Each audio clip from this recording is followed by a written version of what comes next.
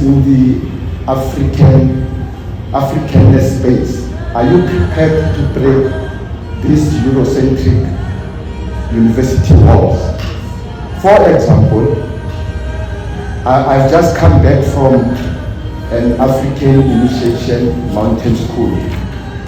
Before every crucial event of African people, the night before and the morning before, we have rituals, we've got ceremonies of singing, we call our ancestors, we sing, we stomp the soil, we talk to the ancestors, not the interface structure which we see because it suppresses us.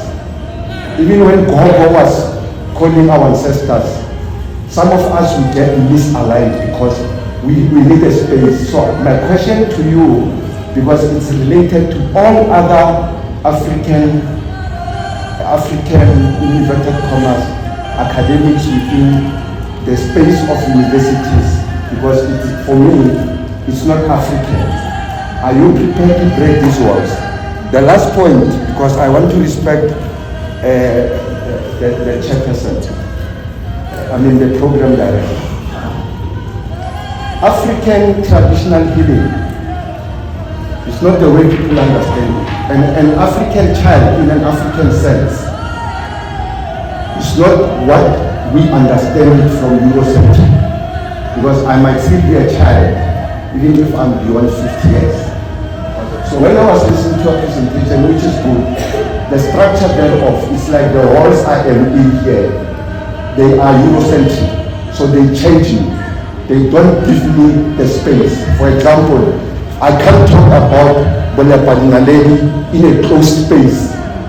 I should be seeing the sky now, talking to it, sometimes even not naked, half naked of course, because that relationship with the structure of the universe, Mother Nature, is also ingrained in me.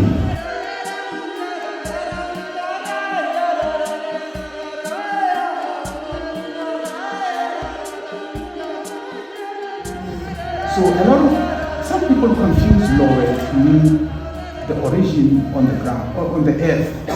That is Marupe. Marupe is where our ancestors originate from. That's on the earth, on the ground. But Lowe is our origin from the stars. Very important. And there is a word that is the reverse of that called Lore. Lore is what we would say eschatology, meaning the end. That's when you return to the stars.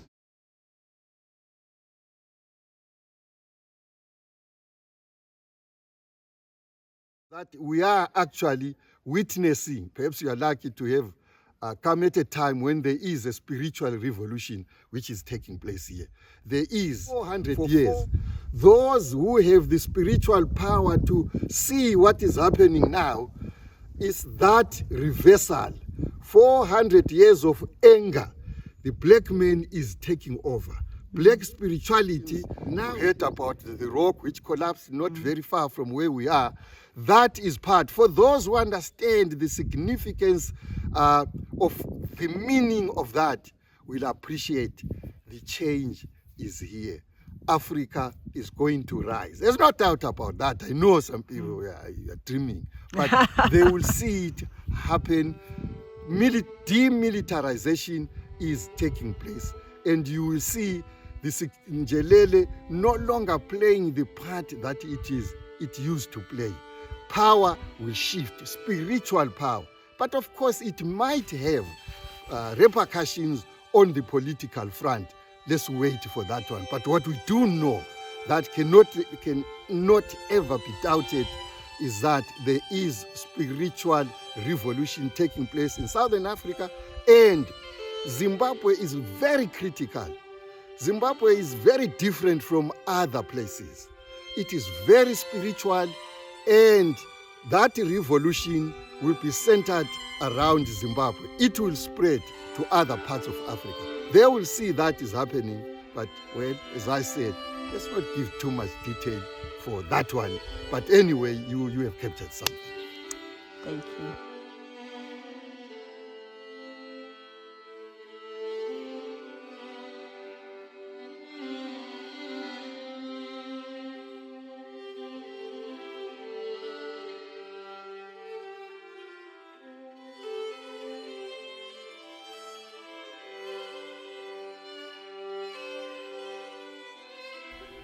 Because you should ask yourself, why don't we find these stone structures north of the Zambezi? I've never heard of them about them in Zambia. Why? The Varimba came from Sena, Arabia, down that southern side of the Zambezi. And all those monuments that we know in their multiplicity, Manyigeni is in Mozambique, Zimbabwe has several great Zimbabwe, Tanangombe, Dlodlo ruins, there is Naletale, Manyanga, Intaba zikaMambo, you can go on and on. Kami is the nearest to Bulawayo. Then Botswana, Tomboshava is there, I visited it. And one thing that I will tell you, none of those has got the equivalent of Great Zimbabwe, of the Great Enclosure. Why? See, you should be asking these questions. Why? Then you get answers. In this book, I'm writing that it is questions that generate knowledge. If you don't ask why are these monuments found north of the Zambezi River? Why Great Zimbabwe is the only one that has the Great Enclosure? Why? I've been to Kami, there's nothing like that. I've been to Tomboshava, nothing. I've been to Tanangombe, Dlodlo. There is nothing, it's the only one. Why? In South Africa, we have Thulamela, we have Mapungubwe. But where is the Great Enclosure? Ask yourself. And professors don't see that. Then you find a professor who says it's a snake. A snake with vertebrae that can execute so acute an angle and live. Doesn't make sense. But this is what our professors are being taught. And are you saying African sculptors, builders don't know that a snake has a head? Did they forget to give that chevron design the head? No, it was meant to be a chevron and not a snake. It's not expressing a snake or symbolizing a snake. It's symbolizing something else. It's like looking at the flag of Zimbabwe. What you see in the white triangle and the star that you see. How are you going to interpret that star? And I see, so we don't understand our flag. We don't understand the bird. We don't understand the triangle. We don't understand the star.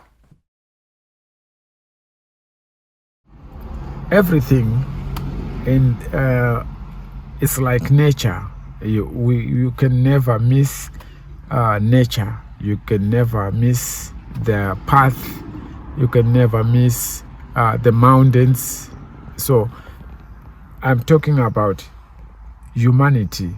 I'm talking about our culture, how good the culture is, how good and how real our culture is. We just need probably to adjust ourselves into the path that already made and already there available for us.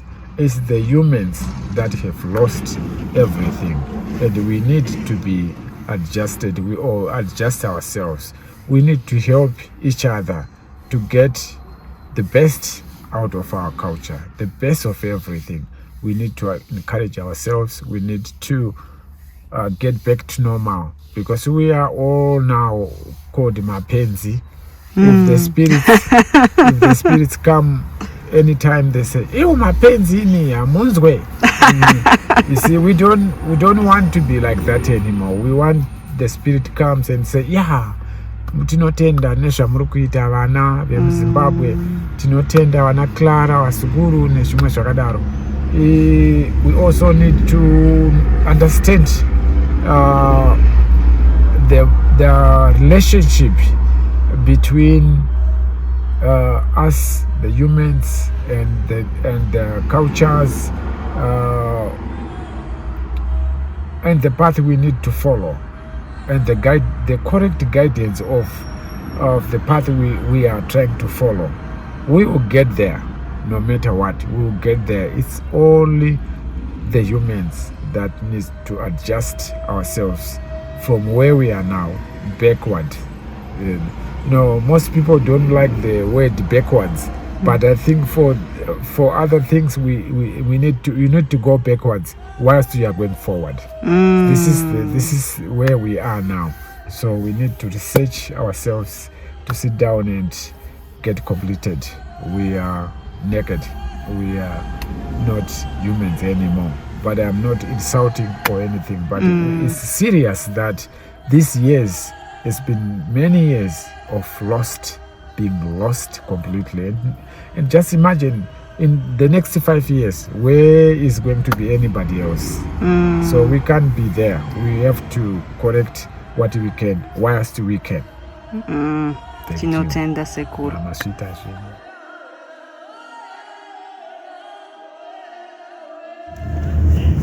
Yes, world. I said world because I'm one of the creations of the world. I'm Abraham Joseph. I'm from the Northern Cape, a small town called Calvinia. Beautiful people there.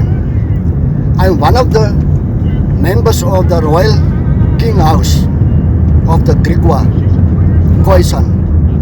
I represent the Griqua nation and the brown people. For me, this is an honor to be here to speak to you. So when we are starting to change the world, I will call one thing upon us. You can't change the world before you change yourself in your mind, in your heart, and in your feelings.